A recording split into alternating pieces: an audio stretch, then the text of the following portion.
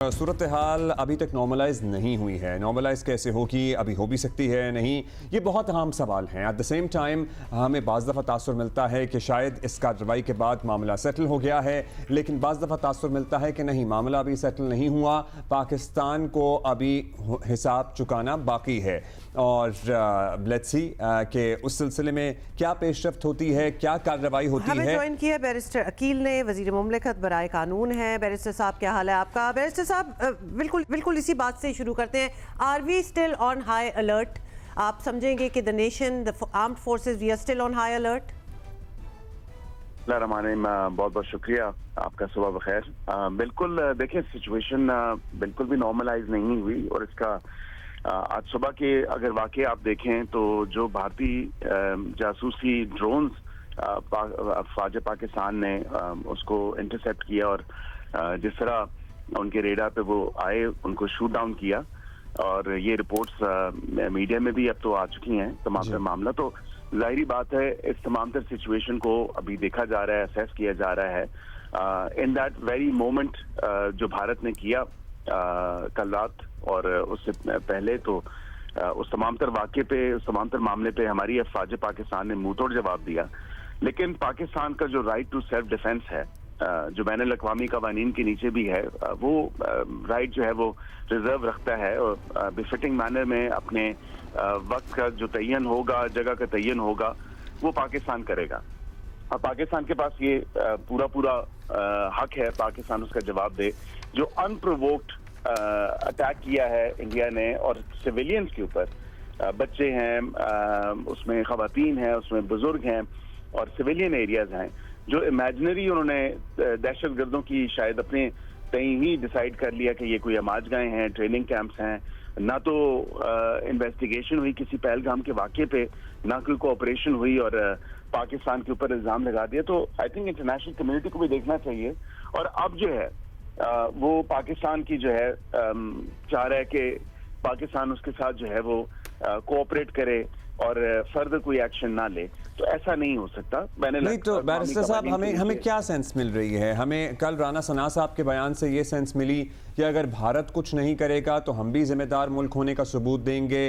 फिर हमें DG ISPR के बयान से ये लगा, उनकी जो प्रेसर थी उसमें उन्होंने कहा कि अब हम जगह और वक्त का तयन करेंगे। ख्वाजा आसिफ ने फ्लोर ऑफ द हाउस पे ये कहा कि हमारे 31 शहरी शहीद हुए हैं, 57 हमारे लोग, 56 जख्मी हैं, अभी हमने हिसाब बराबर करना है। सो हमें ज़रा कंफ्यूजन थी, हम आपसे क्लैरिटी चाहते हैं कि क्या जिस तरह हमने कल 5 तैयारे गिराए और मुंह की खाना पड़ी दुश्मन को, क्या ये हिसाब बराबर हो गया या अभी ये सिलसिला और इसमें ये भी बैरिस्टर साहब ऐड कर दें, क्योंकि हमने ये कहा था कि हम पहला फर्स्ट स्टेप हम नहीं लेंगे, पहल जो है इनिशिएट हम नहीं करेंगे, हम सिर्फ रिस्पॉन्ड करेंगे। तो कल वो रिस्पॉन्स भी हो गया, तो वो डील अब खत्म होगी, अब हम ऑफेंस पे आ सकते हैं। देखिए, मैं आपको कोई अभाम, कोई कंफ्यूजन किसी किस्म की प्रोसेस नहीं करती। आप अगर नेशनल सिक्योरिटी कमेटी का एलामिया देखें तो उसमें वाज़े तौर पे ड्यूली ऑथराइज किया गया है आर्म फोर्सेस को, एयरफोर्स को, नेवी को कि वो एक्शन लें और रिस्पॉन्ड करें।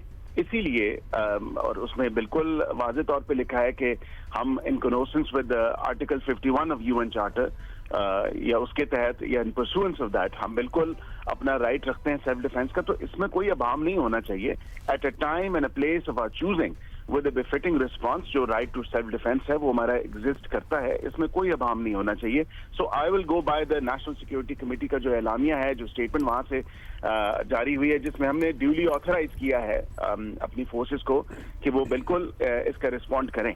यहाँ पे एक चीज जिस तरह आपने जिक्र किया इस तमाम तर मामले के ऊपर, तो मैं ये जरूर आपको कहूंगा कि वो टाइम एंड प्लेस चूजिंग जो है वो अप्रोप्रिएटली देखा जाएगा, कब है, कहाँ है। वो हमारी सिक्योरिटी फोर्सेस का काम है, हमारी आर्म फोर्सेस का काम है। तो भारत तो जब यहाँ पे हमारे 69 शहरियों को निशाना बनाता है तो दुनिया में वावेला करता है, प्रोपेगेंडा करता है कि टेररिस्ट हाइड आउट्स थे, ये कैंप्स थे जिसको उसने टारगेट किया है।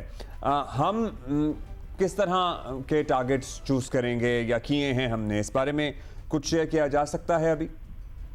देखें, ये ना तो मेरे लिए पॉसिबल है शेयर करना कि क्या टारगेट्स होंगे, क्या नहीं होंगे। ये बड़ा एक स्ट्रेटेजिक तमाम तर मामला है और ये सबसे ज्यादा जो इसमें बेहतरी या बेहतर इंफॉर्मेशन है वो हमारी सिक्योरिटी फोर्सेस और आर्म फोर्सेस के पास है, तो I am probably not the best person to assist in this. लेकिन मैं ये जरूर आपको बता सकता हूँ अब्दुल्ला साहब के बिल्कुल जो 5 जहाज इंडिया के गिरे, जिसमें इंटरनेशनल मीडिया भी कंफर्म कर रहा है, भारत ने एक झूठ मैन्युफैक्चर किया इस तमाम तर पहलगाम के वाकये के ऊपर, और उसके बाद फिर सब्सिक्वेंटली आप ये देखें कि जो झूठ मैन्युफैक्चर किया और उसको फिर एलैबोरेट करके और उसको वजह बनाई पाकिस्तान के जो शहर हैं और आजाद कश्मीर के अंदर जो शहर हैं उनको सिविलियंस को टारगेट करते हुए, तो this is an act of war, this is a clear cut violation of international norms, international law और जो कस्टमरी इंटरनेशनल लॉ है। मतलब माशरे में या दुनिया में तो लोग ऐसे नहीं रहते। हम तो ये हमेशा कहते रहे कि पाकिस्तान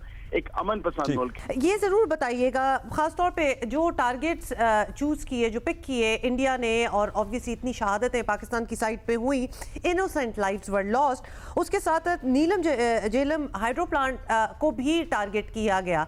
इसका रिस्पांस मतलब this is a very big thing, क्योंकि इसका रिस्पांस तो डेफिनेटली बनता ही है। जो हमने देखा कि कल उस तरह नहीं हुआ, वो पहले ही इंडस वाटर ट्रीटी को अबेंडन करके बहुत सा पानी जो है वो रिजर्व करने की कोशिशें कर रहे हैं। ऐसी भी इतलात वहाँ से आ रही हैं, वो रेजर्वॉयर्स की कैपेसिटी बढ़ा रहे हैं इन फ्यूचर पाकिस्तान को हर्ट करने के लिए। इसके लिए आपको लगता है कि हम कोई तैयारी पकड़ रहे हैं, कुछ कर रहे हैं?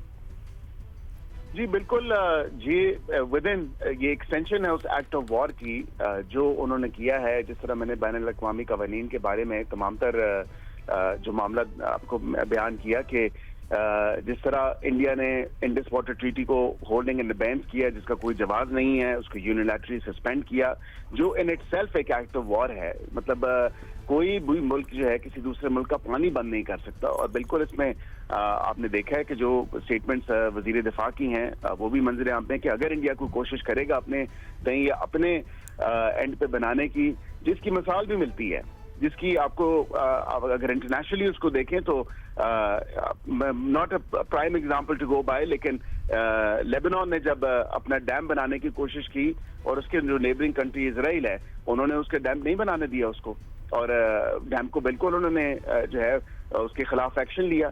तो जाहिर बात है कि इंटरनेशनल लॉ के तहत अगर कोई इस तरह किसी मुल्क का पानी रोकेगा या जो भी इस तरह का मामला होगा तो वो इंटरनेशनल लॉ के तहत तो पानी को ज़ाहिर है बतौर हथियार इस्तेमाल नहीं किया जा सकता।